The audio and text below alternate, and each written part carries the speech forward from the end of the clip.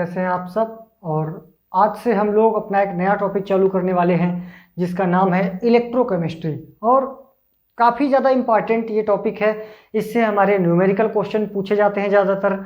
और छोटी क्लासों में हम लोग इसको चाहे बीएससी, एमएससी या 12th लेवल में किसी भी कंपटीशन की क्लास में, चाहे CSIR, नेट, गेट हो, IIT, JEM, JEE, नीट, कुछ भी हो, हम लोग इस चैप्टर को कठिन चैप्टर भी मानते हैं और कठिन हो भी जाता है।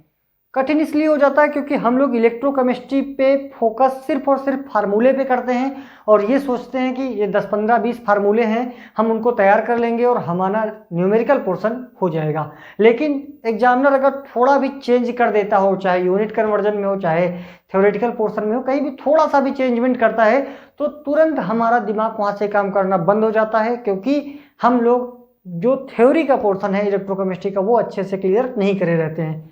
तो आज से हम लोग इलेक्ट्रोकेमिस्ट्री चालू करेंगे और इलेक्ट्रोकेमिस्ट्री में थ्योरी को एक एक करके समझेंगे कि इलेक्ट्रोकेमिस्ट्री क्या है, इलेक्ट्रोकेमिस्ट्री की ज़रूरत क्यों पड़ी, आखिर उसके न्यूमेरिकल इतने कठिन क्यों माने जाते हैं और हमें क्या कुछ करना रहेगा। इन सारी बातों को ध्यान में रखते हुए हम चालू करते हैं अपना नया चैप्टर इलेक्ट्रोकेमिस्ट्री। तो सबसे पहले ये देखते हैं कि इलेक्ट्रोकेमिस्ट्री में हमें क्या क्या चीज़ें पढ़नी रहेंगी। तो आइए एक नज़र मारते हैं कि इलेक्ट्रोकेमिस्ट्री में क्या क्या कुछ हमें पढ़ना रहेगा। तो सबसे पहली बात की जाए तो basic concept of electrochemistry.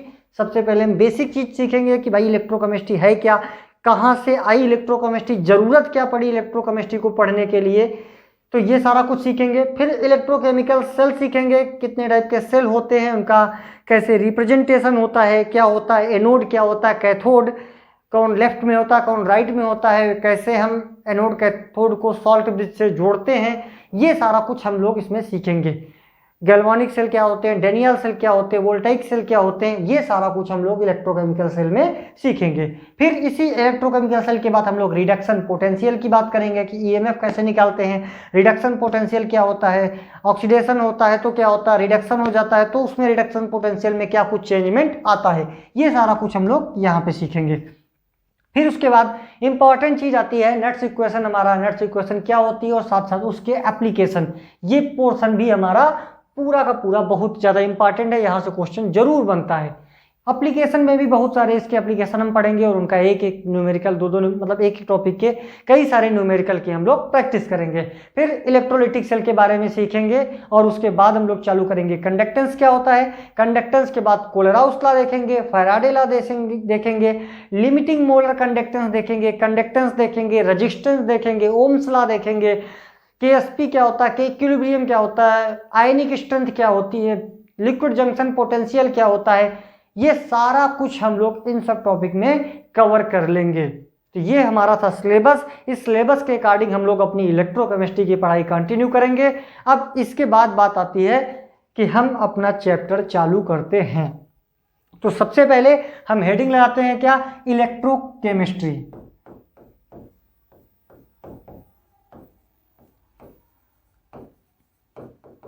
Electrochemistry, और इलेक्ट्रोकेमिस्ट्री नाम से ही हमें क्या पता चल रहा है कि यह इलेक्ट्रोकेमिस्ट्री जो नाम है वो दो चीजों से मिलकर बना हुआ है। सबसे पहला इलेक्ट्रो और दूसरा लगा हुआ है केमिस्ट्री, यानी दो पार्ट में इसे तोड़ा जा सकता है। पहला एक इलेक्ट्रिक करंट, इलेक्ट्रो का मतलब क्या हुआ, इलेक्ट्रिक करंट, तो यहां हम लिख सकते हैं क्या, इलेक्ट्रो का मतलब हुआ इलेक्ट्रिक करंट। तो इलेक्ट्रो का मतलब हमने निकाला कि हमारा इलेक्ट्रिक करंट होता है, और केमिस्ट्री का मतलब सीधा निकल के आता है रिएक्शंस थे, चाहे रिएक्शन लिखें या फिर हम लिख सकते हैं केमिकल रिएक्शंस, केमिकल रिएक्शंस। तो ये इलेक्ट्रोकेमिस्ट्री के इस चैप्टर में हम लोग इलेक्ट्रिक करंट और केमिकल रिएक्शन के बारे में ही पढ़ेंगे। क्या देखेंगे कि भाई केमिकल रिएक्शन से इलेक्ट्रिक करंट कैसे बनती है, कभी कभी क्या देखेंगे कि केमिकल रिएक्शन से हम इलेक्ट्रिक करंट कैसे बनाते हैं, लिख भी सकते हैं कि हम लोग देखेंगे कि जो केमिकल रिएक्शन होती हैं उससे हम लोग इलेक्ट्रिक करंट कैसे जनरेट कर सकते हैं, इलेक्ट्रिक करंट। और कभी क्या देखेंगे, इलेक्ट्रिक करंट से केमिकल रिएक्शन कैसे होती हैं, इलेक्ट्रिक करंट से केमिकल रिएक्शन कैसे होती हैं, और इन्हीं सब की मैकेनिज्म के बारे में हम यहाँ पे चर्चा करेंगे।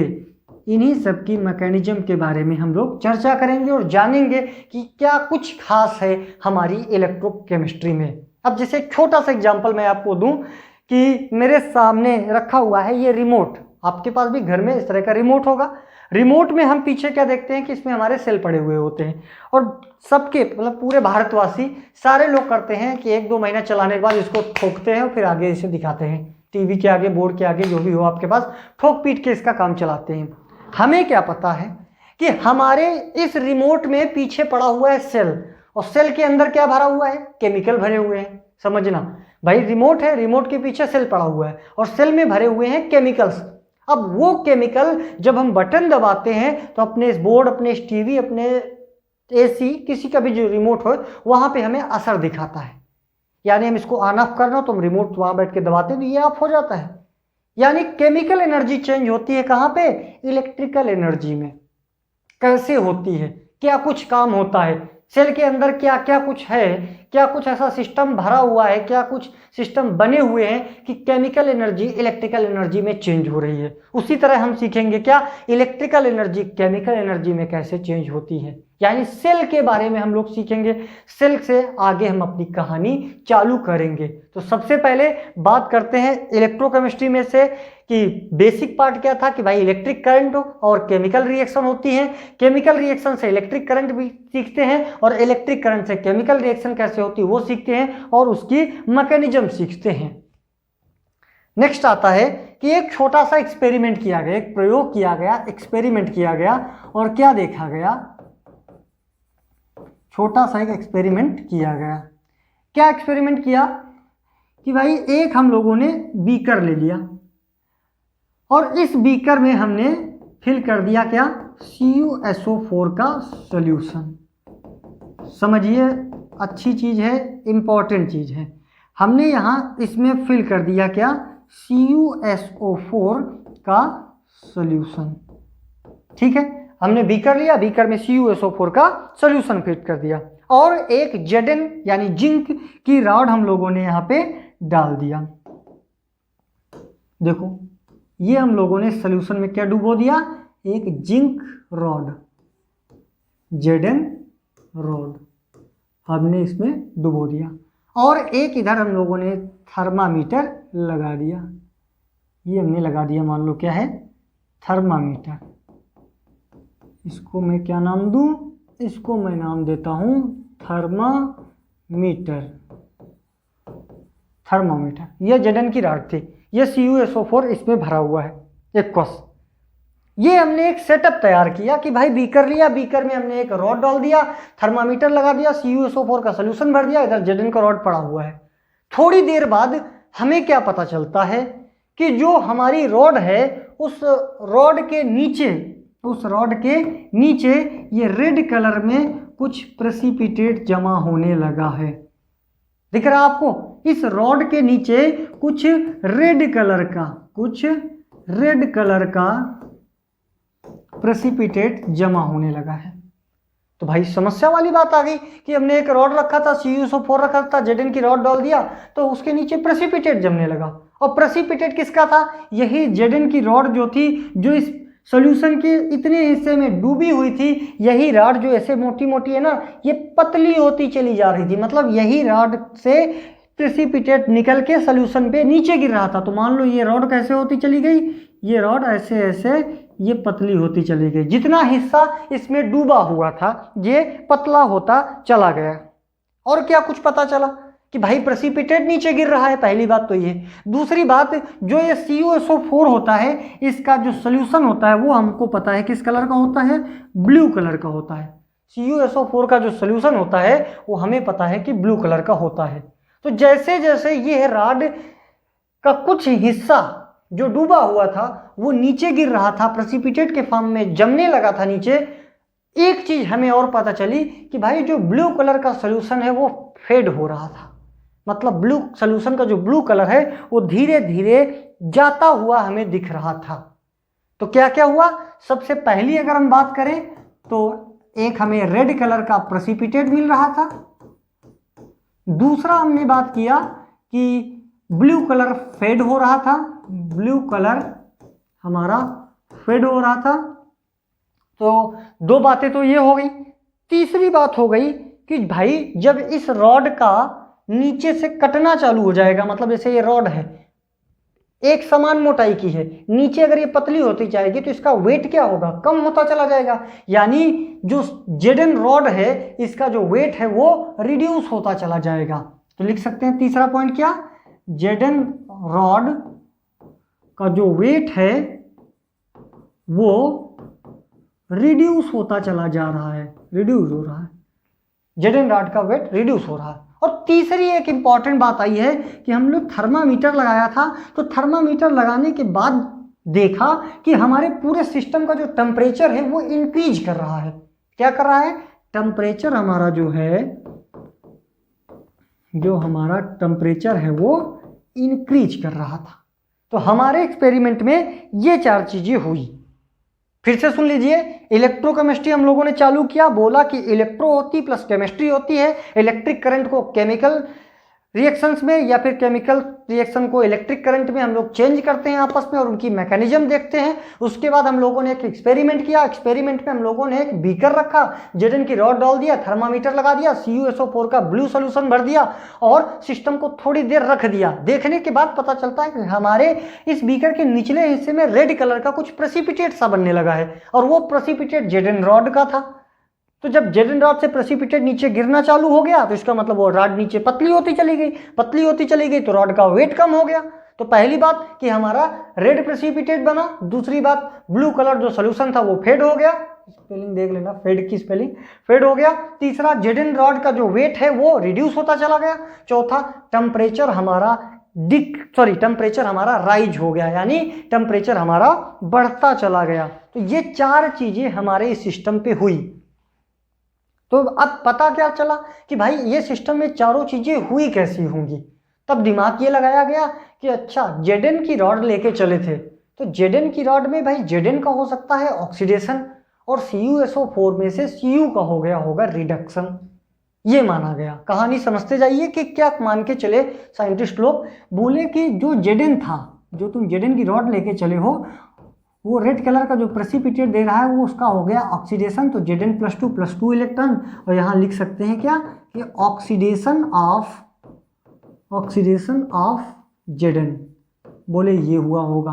और दूसरा क्या बोले कि Cu+2 जो CuSO4 था उसने 2 इलेक्ट्रॉन ले लिए और बना क्या दिया होगा, Cu सॉलिड बना दिया होगा, इसका हो गया होगा रिडक्शन, यानी रिडक्शन ऑफ Cu+2, बोले ये कुछ हुआ होगा। और हमें एक चीज और पता है बहुत अच्छे से कि जिस भी सिस्टम में ऑक्सीडेशन और रिडक्शन साथ साथ होते हैं उसमें हम बोलते हैं यहाँ पे रिडॉक्स रिएक्शन हो रही है। तो हमें क्या पता चला कि इस सिस्टम में ऑक्सीडेशन भी हो रहा है और रिडक्शन भी हो रहा है, तो डायरेक्ट रिडॉक्स रिएक्शन हो रही है। क्या हो रही है, direct redox reaction, direct redox reaction हो रही है, जिसका डेल्टा G लेस देन हमारा 0 है। ये पता चला। एक ही कंटेनर में ये सारे सिस्टम हो रहे थे, हमारे इसी कंटेनर में ये सारे सिस्टम हो रहे थे, ऑक्सीडेशन वाला भी रिडक्शन वाला भी। तो ये समझ में आया कि इसका जो रेड प्रेसिपिटेट बन रहा था इसलिए बन रहा क्योंकि Zn का ऑक्सीडेशन हो गया और इधर CuSO4 के सोल्यूशन में से Cu का हमारा रिडक्शन हो गया। इस वजह से ये चार अंतर हमें देखने को मिले। अब ये क्या पता चला कि यहां से कुछ एनर्जी रिलीज हुई होगी। भाई ये पूरा सिस्टम अंदर चल रहा था, इसमें क्या हुआ, एनर्जी रिलीज हुई होगी। एनर्जी किसके फॉर्म में है, हीट के फॉर्म में है। तो लिख सकते हैं क्या, यहाँ पे रिलीज ऑफ एनर्जी, या एनर्जी जो है वो रिलीज हुई है और किस फॉर्म में रिलीज हुई है, ये हमारा हीट के फॉर्म में रिलीज हुई है। हीट के फॉर्म में एनर्जी हमारा रिलीज हुई है, हीट के फॉर्म में, क्योंकि पता है कि टेम्परेचर बढ़ रहा है। भाई कुछ ना कुछ हुआ, रिडॉक्स हुआ, ऑक्सीडेशन हुआ, रिडक्शन हुआ, एनर्जी रिलीज हुई और वो एनर्जी हमें किसके फॉर्म में मिली, हीट के फॉर्म में मिली। हमारे सिस्टम का टेम्परेचर क्या हुआ, बढ़ गया। लेकिन इस एनर्जी, इस हीट का हम कोई उपयोग नहीं कर पाए, हम कोई इसका यूज नहीं कर पाए कि भाई ये जो हीट मिली, ये सिस्टम का टेम्परेचर बढ़ गया, इसका हमने क्या यूज किया, हमें क्या मिला। हम बस इसको निहारते रह गए, देखते रह गए कि क्या से क्या हो गया, देखते देखते इसका टेम्परेचर यहाँ था और यहाँ पहुँच गया। अब बात आती है कि तुमने केमिकल रिएक्शन तो करवा दी, हीट भी मिल गया, लेकिन तुम उसका क्या कर पाए हो? तो पता चला कि भाई हम इसका कुछ भी नहीं कर पाए हैं। टेम्परेचर बढ़ गया और हम इसे देखते रह गए कि भाई हाँ रिएक्शन हुई है, थर्मामीटर का टेम्परेचर बढ़ा, इसका ऑक्सीडेशन हुआ, इसका रिडक्शन हुआ, हम कुछ भी नहीं कर पाए। तो अब इसी जो एनर्जी है या हीट है, इसको हम उपयोग में कैसे लाएं? क्या कुछ सिस्टम बनाएं कि सेल, ये सेल की टाइप ही बन गया है, तो इस सेल से जो भी सिस्टम में हीट एनर्जी निकली है उसका हम उपयोग कैसे कर सकें। तब इसके लिए नई बात आई सेल के बारे में। यहाँ से शुरुआत है, बेसिक है, बिल्कुल धीरे धीरे समझिएगा। इलेक्ट्रोकेमिस्ट्री आई, इलेक्ट्रो प्लस केमिस्ट्री से बनी।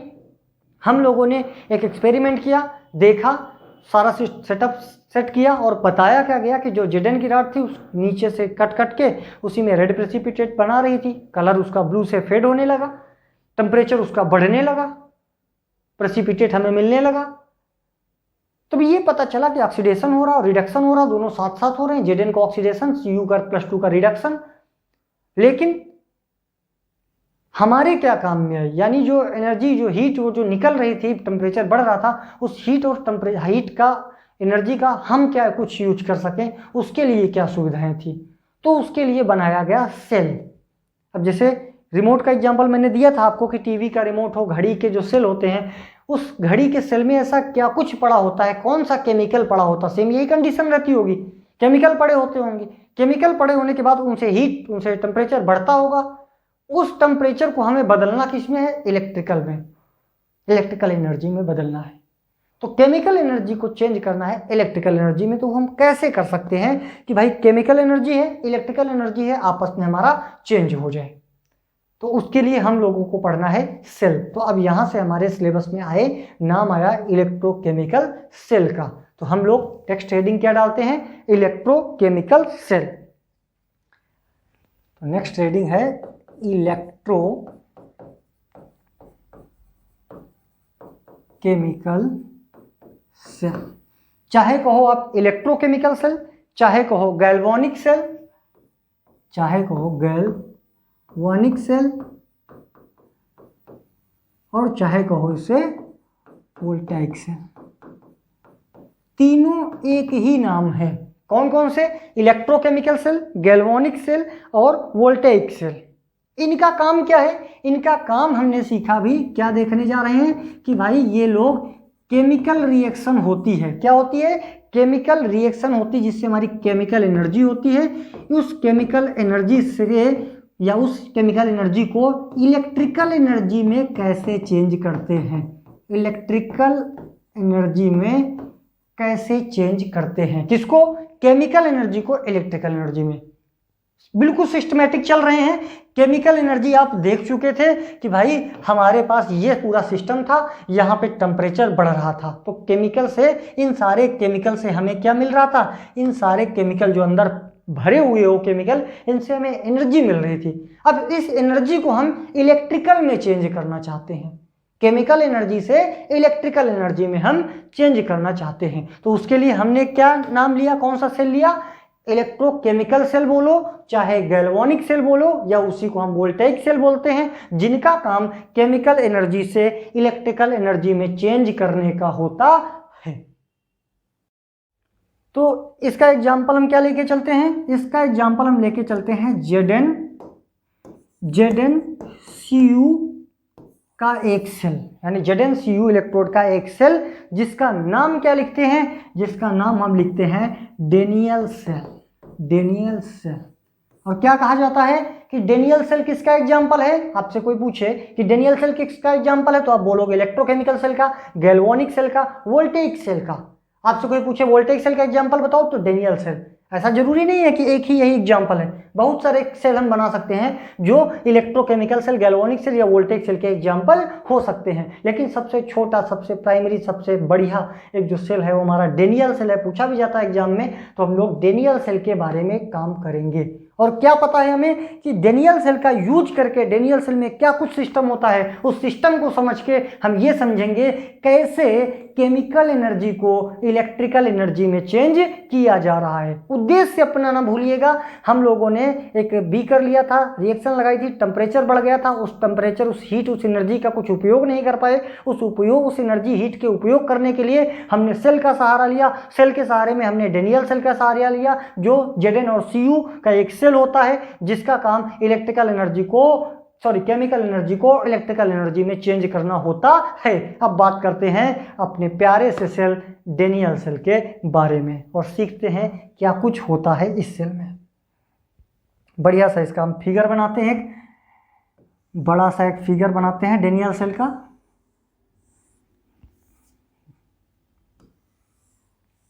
एक हमने बीकर ये लिया, दूसरा बीकर हमने ये लिया, और इन दो बीकरों में से हम लोगों ने यहाँ पे सॉल्यूशन फिल कर दिया। एक में यहाँ सॉल्यूशन,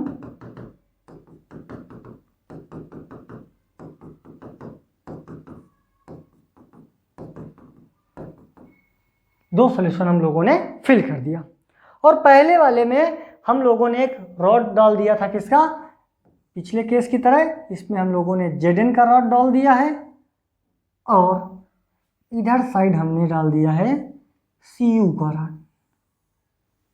लिख देते हैं इनका नाम, ये है हमारा Cu और ये है हमारा Zn। इस सॉल्यूशन को हमने क्या नाम दिया था कि भाई इसमें हम लोगों ने ZnSO4 का सॉल्यूशन भरा हुआ था। इसमें हम लोग क्या फिल किए हैं, इसमें हम लोग CuSO4 का सॉल्यूशन भरे हुए हैं। CuSO4 का हम लोगों ने सॉल्यूशन फिल किया था और इन दोनों को एक कनेक्टिंग वायर के साथ जोड़ देते हैं। बीच में आप चाहे एक बल्ब सा लगा लीजिए, जिससे करंट पास होगी तो आपको पता चलेगा कि भाई इसमें करंट पास हो रही है कि नहीं। तो ये एक छोटा सा फिगर हम लोगों ने बनाया।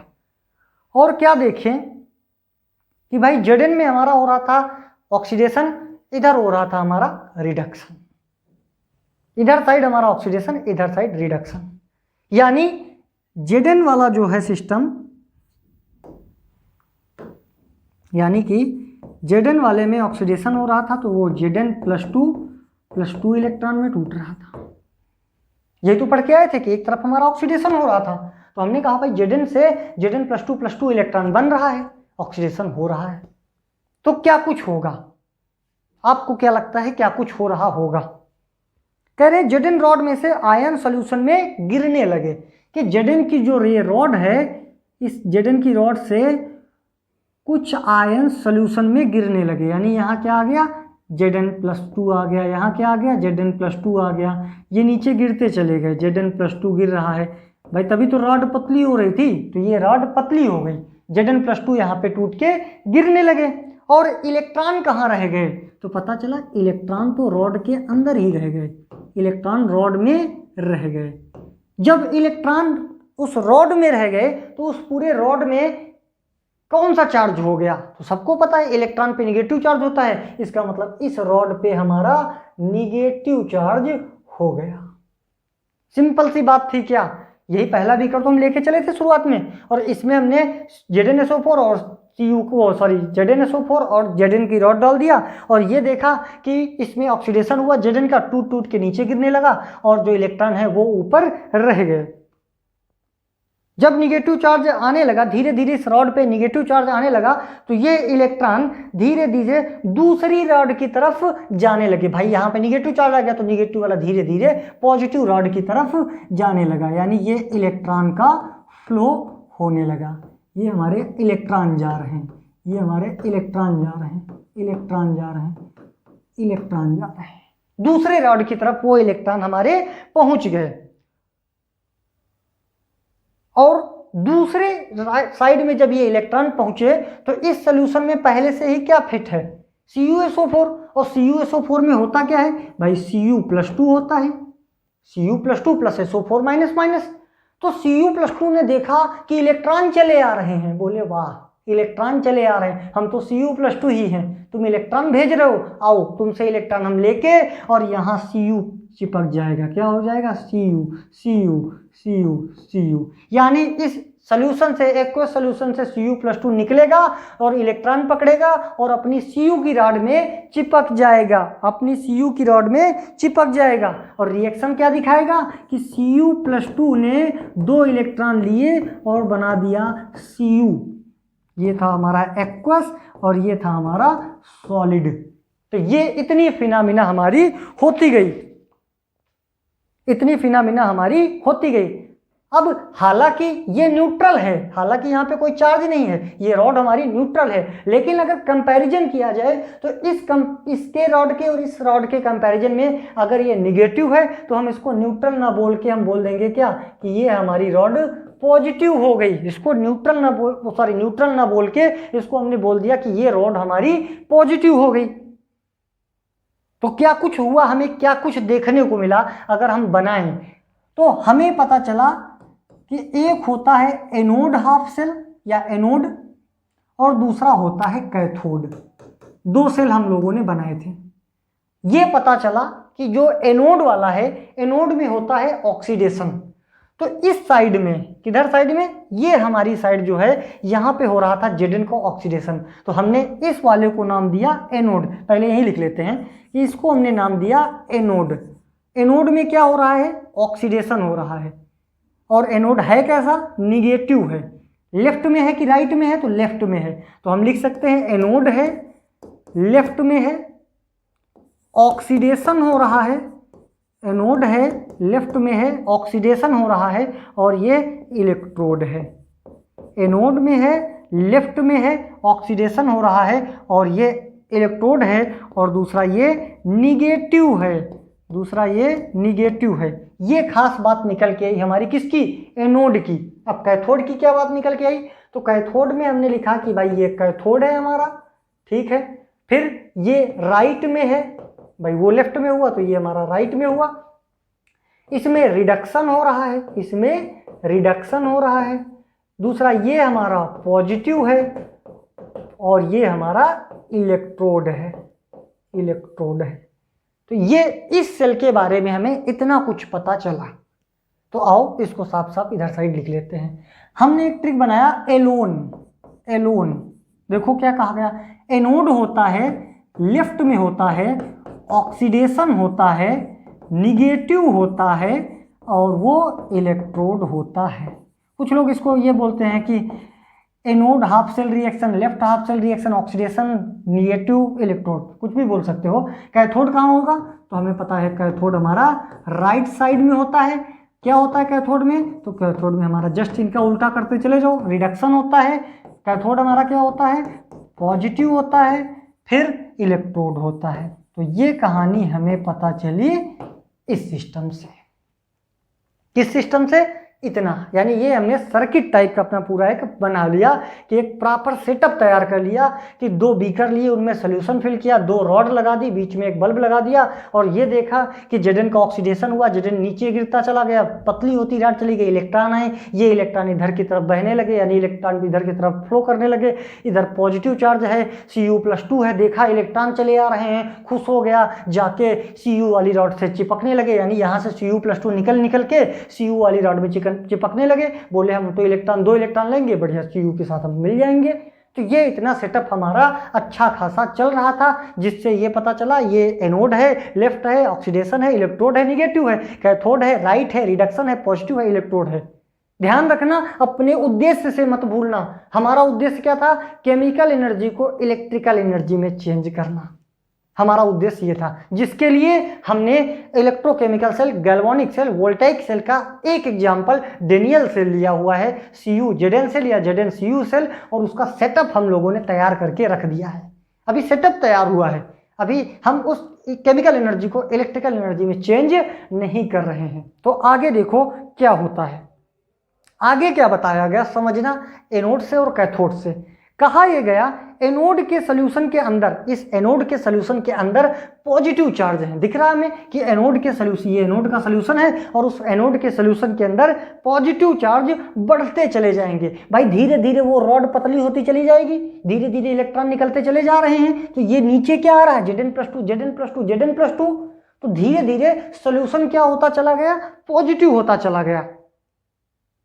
एक समय आपको भी लग रहा होगा, एक समय ऐसा आएगा ये Zn+2 इस रॉड को चारों तरफ से घेर लेंगे, इतना सारा Zn टूटेगा कि सोल्यूशन में Zn+2 Zn+2 Zn+2 Zn+2 भरता चला जाएगा। और भरता चला जाएगा तो एक समय आएगा ये वाले Zn+2 इस रॉड को, बची हुई जो रॉड होगी उसको चारों तरफ से घेर लेंगे, यानी चारों तरफ आ जाएगा Zn+2 Zn+2 Zn+2। चारों तरफ से इसको घेर लिया है, चारों तरफ से इसको घेर लिया है। किसने, Zn+2 ने चारों तरफ से घेर लिया है। और तब इलेक्ट्रॉन को ये जाने नहीं देंगे, बोले जाने नहीं देंगे तुम्हें, जाने नहीं देंगे तुम्हें, क्योंकि चारों तरफ से हमने तुम्हारी रॉड को घेर लिया है। अब तुम कहोगे जब रॉड टूट टूट के गिर ही रही तो घेरोगे कैसे? अरे मेरे भाई, जैसे ये मोटी सी एक रॉड थी, ये यहाँ पे सोल्यूशन भरा हुआ था, तो ये रॉड धीरे धीरे इतनी पतली हुई तो इतना सारा ये जो Zn+2 इतना सारा ये इसमें टूट टूट के गिरा, तो वो Zn+2 इतनी सारी रॉड को टोटल से घेर लिया, बची हुई रॉड को, और बोला अब उस इलेक्ट्रॉन को हम जाने नहीं देंगे, हम उसको पकड़ के रखेंगे। बोले तो और आफत आ गई, अगर इलेक्ट्रॉन ही नहीं फ्लो होगा तो जिस उद्देश्य के लिए हमने सेल बनाया था वो काम करना बंद कर देगा, वो काम करना बंद कर देगा। और सेम वही हाल, यानी इस सिस्टम में क्या हुआ कि Zn+2 Zn+2 Zn+2 बढ़ता चला गया, उस रॉड को चारों तरफ घेर लिया, बोला इलेक्ट्रॉन नहीं जाने देंगे। ठीक उसी समय इस सिस्टम में क्या हुआ, उस सिस्टम में ये बताया गया कैथोड में Cu+2 जाता जाएगा रॉड में। कैथोड में क्या होगा, Cu+2 इस रॉड में, Cu+2 रॉड में सोल्यूशन से निकल के, सोल्यूशन जब देखा कुछ इलेक्ट्रॉन आ गए हैं 100-200, तो Cu+2 इस सोल्यूशन से निकलेगा, 2 इलेक्ट्रॉन पकड़ेगा, इलेक्ट्रॉन पकड़ रहा है और पकड़ के इस रॉड के चारों तरफ चिपक गया। यानी इस रॉड के चारों तरफ क्या हो गया, Cu हमारा आके चिपक गया, इस रॉड के चारों तरफ हमारा Cu आके चिपक जाता है। और सॉल्यूशन में ठीक उसी समय क्या बच रहा है, केवल SO4 निगेटिव, यानी Cu क्या हुआ, Cu तो जाता गया, Cu तो ऊपर जा रहा है, Cu+2 और नीचे सॉल्यूशन में निगेटिव बच रहा है, SO4 निगेटिव। यानी सिंपल सी बात समझ में आ रही है, इस सॉल्यूशन में चारों तरफ Zn+2 बच रहा है, इस सॉल्यूशन में चारों तरफ SO4- बच रहा है। अब जो वो SO4- बच रहा है सोल्यूशन में, यानी वो सोल्यूशन को क्या कर रहा है, निगेटिव करता जा रहा है, और सोल्यूशन पे निगेटिव करता जा रहा है, तो SO4- इलेक्ट्रॉन को आने नहीं देगा, रिपेल करेगा। भाई जब पूरे सोल्यूशन में क्या हो गया, निगेटिव चार्ज हो गया, SO4- तो जो इलेक्ट्रॉन आ रहे हैं ऊपर से, तो SO4- कहेगा हम भी निगेटिव, तुम भी निगेटिव, हम तुमको रिपेल कर देंगे। ये Zn+2 इलेक्ट्रॉन को जाने नहीं दे रहे हैं और ये SO4 निगेटिव इलेक्ट्रॉन को आने नहीं दे रहे हैं। तो चाहे तुम जाने नहीं दे रहे हो, हम आने नहीं दे रहे हैं, कैसे होगी रिएक्शन, कैसे बनेगा हमारा तुम्हारा काम? तो मामला बिगड़ने लगा। यानी सोच के चले थे यार बढ़िया 2 बीकर रखेंगे, जो जड़ के अपना सिस्टम बना देंगे, लेकिन इधर SO4- की संख्या बढ़ती गई, इधर Zn+2 की संख्या बढ़ती गई, और ये जो फ्लो हो रहा था इलेक्ट्रॉन का ये हमारा रुकने लगा। और हम पहले से ही चाह रहे थे क्या, कि सॉल्यूशन में चार्ज डेवलप ना हो। जैसे इधर देखो +2 डेवलप हो गया, इधर SO4- डेवलप हो गया, और हमारा एक उद्देश्य था कि भाई सॉल्यूशन में चार्ज डेवलप ना हो और इलेक्ट्रॉन अपना फ्लो होते रहे, हम उसको आगे करंट के फॉर्म में, इलेक्ट्रिकल एनर्जी के फॉर्म में बना लेंगे। लेकिन अगर चार्ज डेवलप हो गया तो धीरे धीरे क्या होगा, धीरे धीरे इलेक्ट्रॉन का फ्लो होना बंद हो जाएगा और बैटरी धीरे धीरे क्या होगी, कमजोर पड़ती चली जाएगी, और फिर हम लोग अपना रिमोट ठोक ठोक के अपना काम चलाएंगे। यानी सिस्टम तो हम बढ़िया बना ले गए थे कि यहां से इलेक्ट्रॉन जा रहे थे, इधर करंट फ्लो हो गई, ये सब कुछ हो रहा था।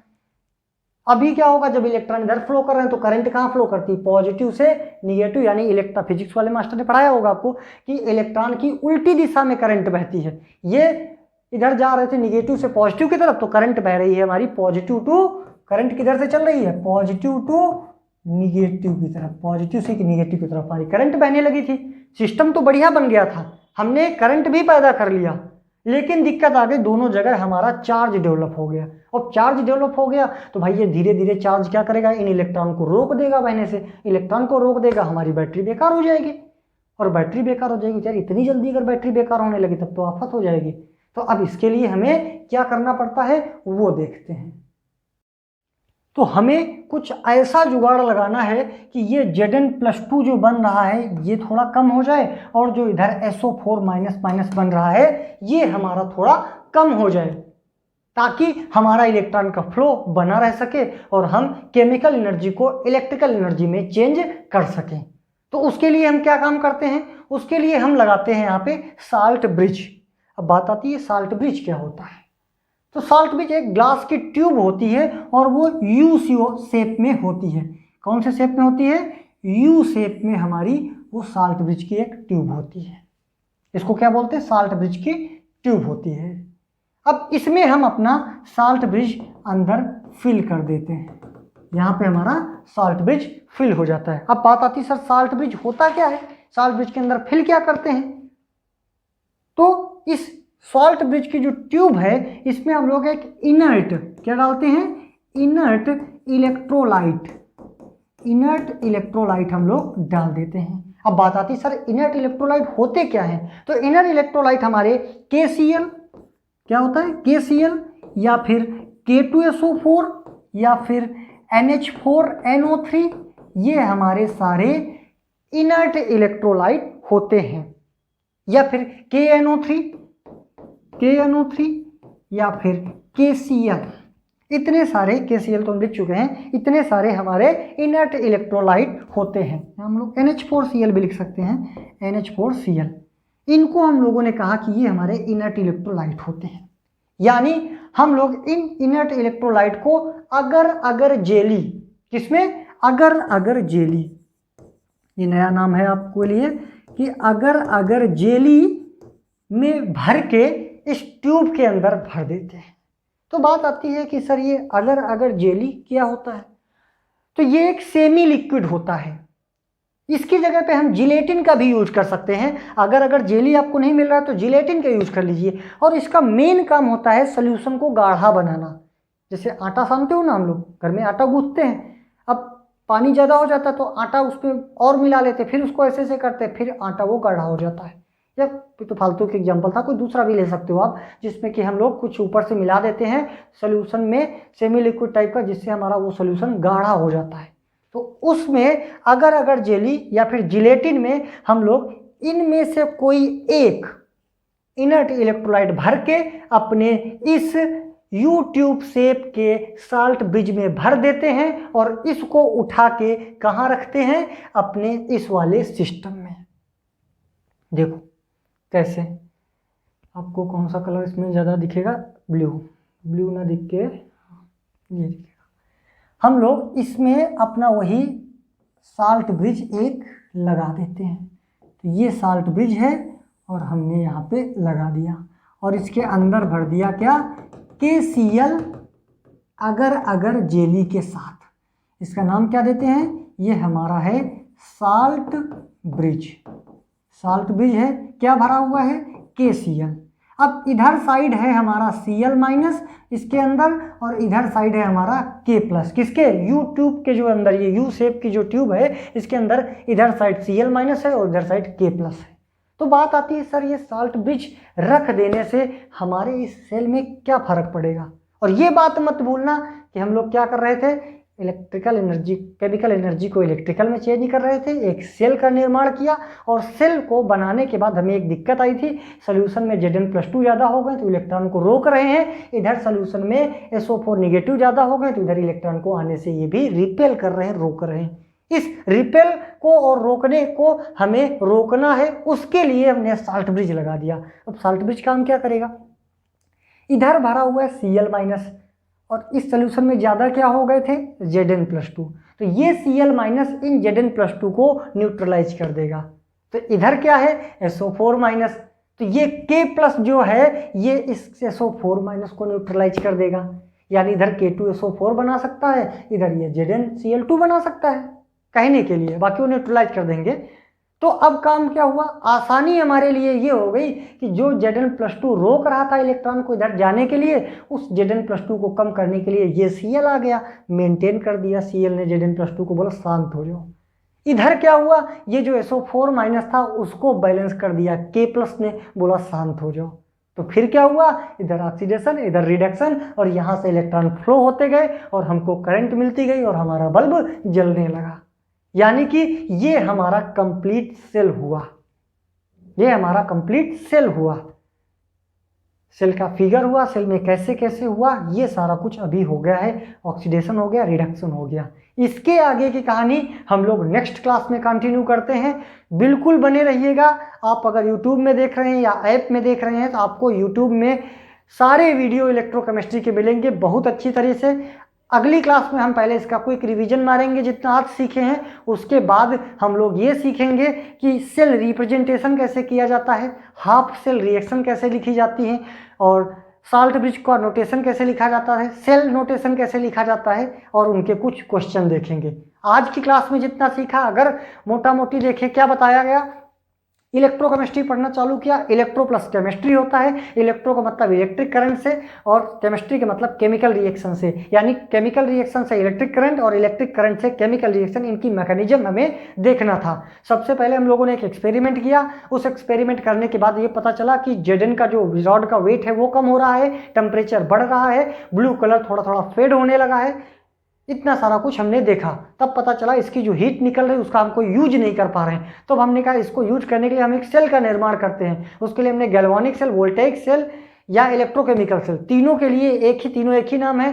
तीनों का एक ही एग्जाम्पल हमने लिया, क्या, डेनियल सेल, Zn और Cu का सेल। उसको बना के देखा, कैथोड दिखाया, एनोड दिखाया, कैथोड की हाफ सेल, एनोड की हाफ सेल। एनोड में हम लोगों ने एक ट्रिक सीखा, एलोन, यानी एनोड होता लेफ्ट होता, ऑक्सीडेशन होता, इलेक्ट्रोड होता निगेटिव होता, कैथोड होता राइट में होता, रिडक्शन होता पॉजिटिव होता, इलेक्ट्रोड होता है। फिर उसके बाद दिक्कत क्या आई थी, सब कुछ सही चलने लगा था, इलेक्ट्रॉन इधर से इधर जा रहे थे, करंट इधर से इधर बह रही थी, हमारा ये बल्ब जलने लगा था। यानी केमिकल एनर्जी को हम लोग उसमें इलेक्ट्रिकल में चेंज कर ले रहे थे। लेकिन अचानक से हमें दिक्कत आ गई कि Zn यहाँ इतना ज़्यादा बढ़ गया कि इलेक्ट्रॉन को रोकने लगा, बोले तुम नहीं जा सकते हो। इधर हमारा SO4 निगेटिव इतना ज़्यादा बढ़ गया कि वो इलेक्ट्रॉन को आने नहीं दे रहा, बोला हम खुद ही निगेटिव, तुम कहाँ से चले आ रहे हो, हम तुम्हें रिपेल कर देंगे। तो इधर रोक रहे हैं कि ना जाओ, इधर ये रिपेल कर रहे हैं कि यहाँ ना आओ। इसको बचाने के लिए हम लोगों ने एक नया तकनीक यूज किया, क्या, साल्ट ब्रिज। साल्ट ब्रिज में हम लोगों ने क्या कुछ भरा, तो KCl, NH4Cl ये सब कुछ भरा, और KCl का हमने एग्जांपल यहाँ लिया, जिसको अगर जेली में भरा। आपके पास अगर जेली नहीं है तो जिलेटिन भर सकते हैं। इनका काम सोल्यूशन को गाढ़ा बनाने का होता है, सोल्यूशन को गाढ़ा बना के भर देंगे। उसके बाद देखा कि ये Cl इस Zn को शांत करा लेंगे और ये SO4 इस Cu को शांत करा लेंगे, और फिर से इलेक्ट्रॉन का क्रम चालू हो जाएगा, इलेक्ट्रॉन बहते रहेंगे, इलेक्ट्रिक करंट हमको मिलती रहेगी। तो कल की क्लास में सबसे पहले आके हम इसको एक बार फिर से देखेंगे 2 मिनट में, और उसके बाद देखेंगे कि जो साल्ट ब्रिज है उसके लिए क्या क्या कंडीशन होती हैं, कि कैसा साल्ट ब्रिज हमें अच्छा माना जाना चाहिए, और इससे related numerical, half cell reaction, cathode reaction, anode reaction, cell representation, cell notation, ये सारा कुछ हम लोग नेक्स्ट क्लास में मिलते हैं। तो मिलते हैं कल की क्लास में, तब तक अपना ध्यान रखिएगा, सैनिटाइजर यूज करते रहिएगा, दूरी बना के रखिए, मास्क लगा के रखिएगा, अपना और अपने को ध्यान रखिए, और देखते रहिए हमारा channel. Thank you so much, thank you for watching, thank you for cooperation.